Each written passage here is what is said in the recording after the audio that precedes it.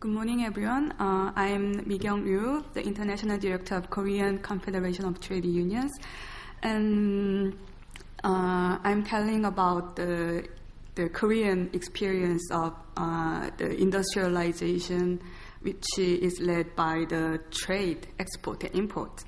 And actually, I can't say the case of Korea is a best practice, and it's a model which can accept in any countries.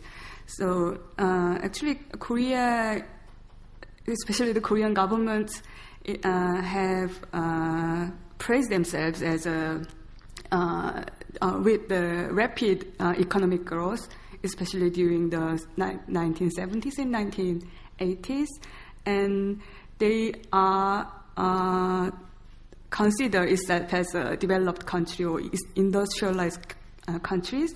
And as you can see here in UNCTAD, they are participating in a JUSCAN groups.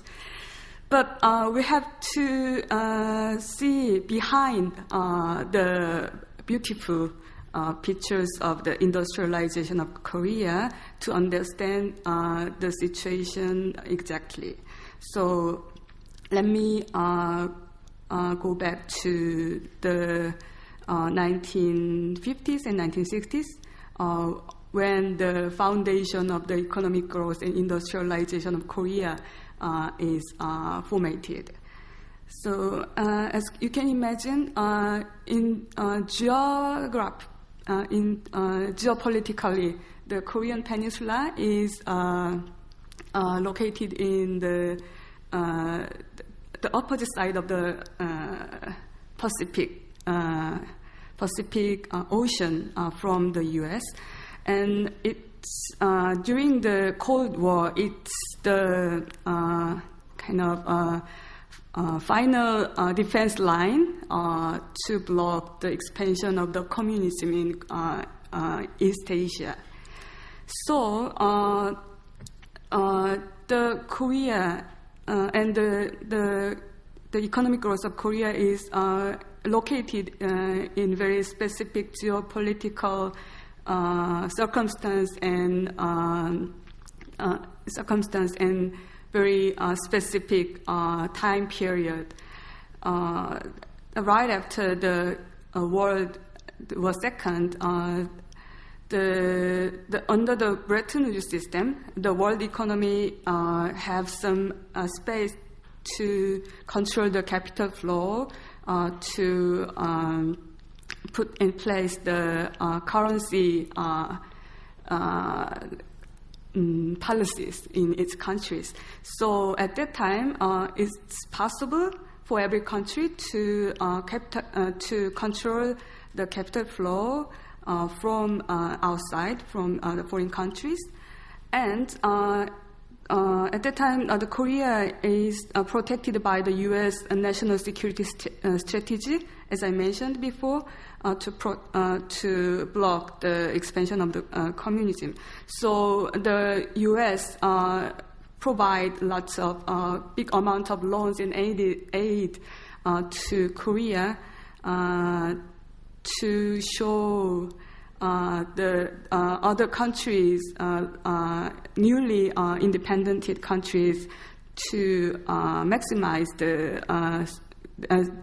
make them believe that the capitalism is superior to communism. So they provide the loans, and they also provide the market for the products which is produced in East Asia. And in addition to this, Japan is also belong to this circumstance, and they lead the technologies, and they want to transfer their core industry from the light industry to the heavy industry. So they offer the capitals and technology and credit to Korea to dispose their old style the industry. So in this circumstance, the economic growth of Korea is led by the very unique strategy, so-called authoritarian developmental state, which is led by the military dictatorship and under the anti-communism ideology. So let me give some details of the strategy, which is led by the developmental states at the time. So in this, under this circumstance, they choose the light industry as a core industry to core industry for the export-oriented things, and the state invested all financial resources and every resources in a very few companies with low interest to support they expand the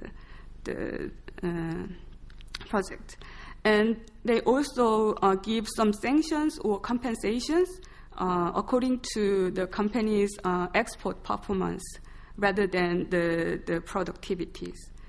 And they also can protect its infant industry through tariff and non-tariff barriers. And the most important thing at the time to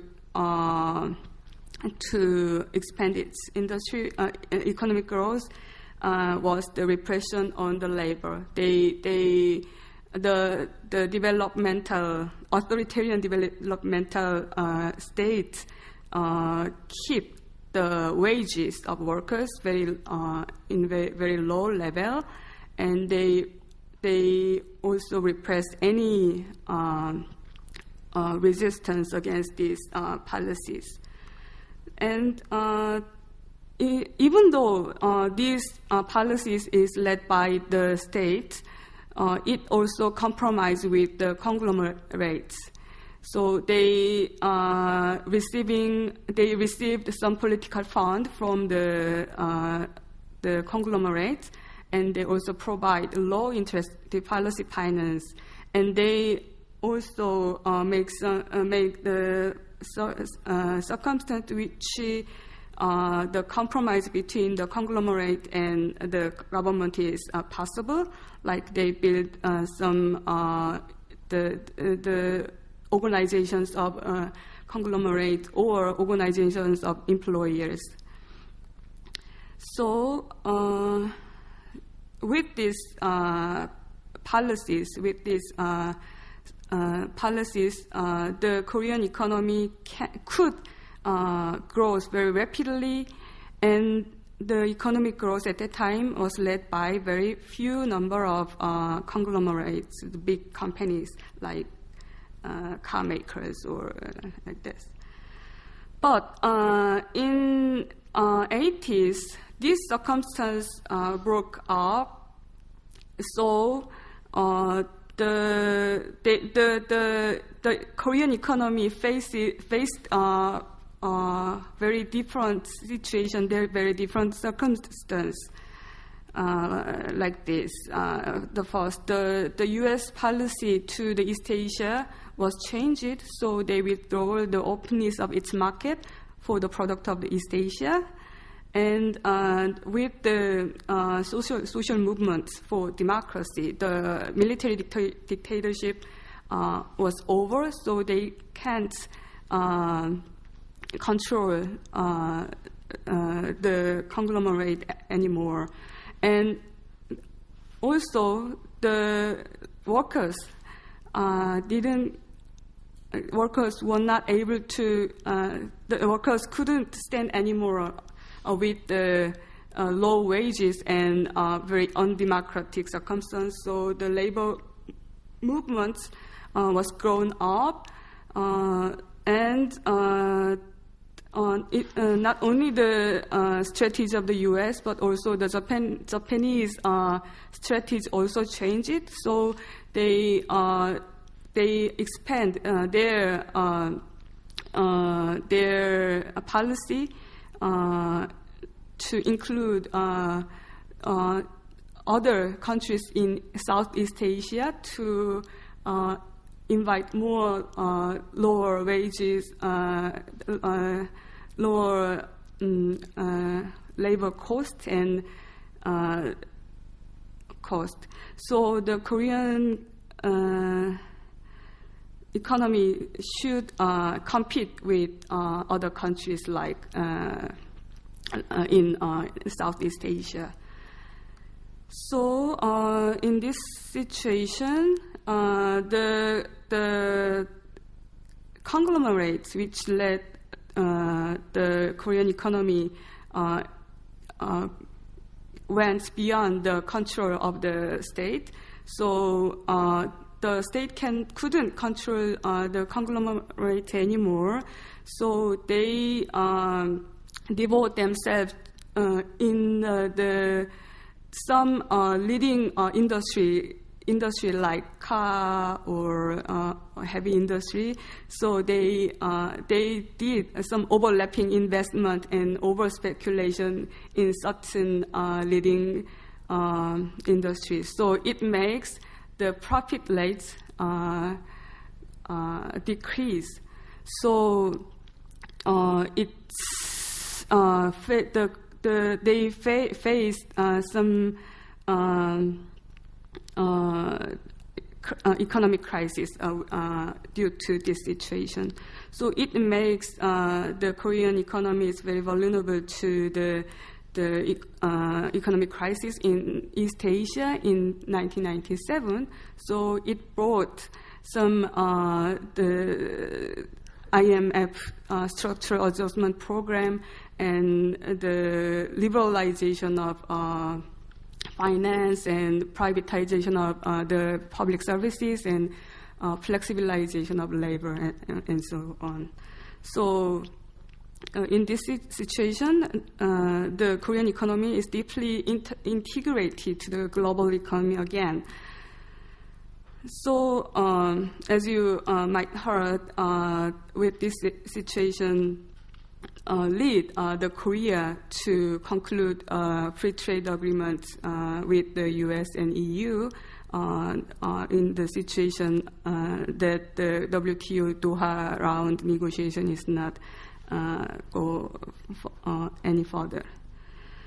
So I will give some questions. So this rapid economic growth has some sustainability. I can say it's not, because after this whole procedure, the big companies like Samsung or Hyundai of Korea, which lead the Korean the economic growth and industrialization of Korea, it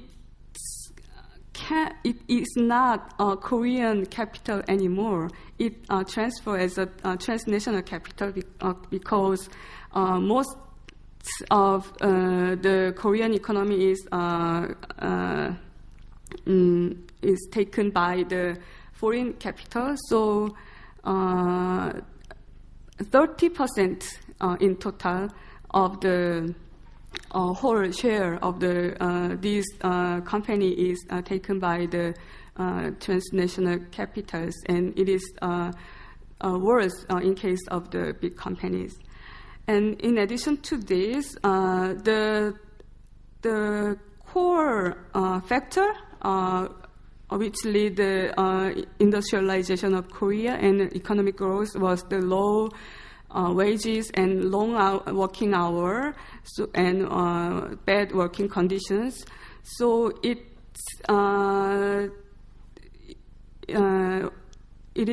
has been worsened during the economic crisis and liberalization and structural adjustment.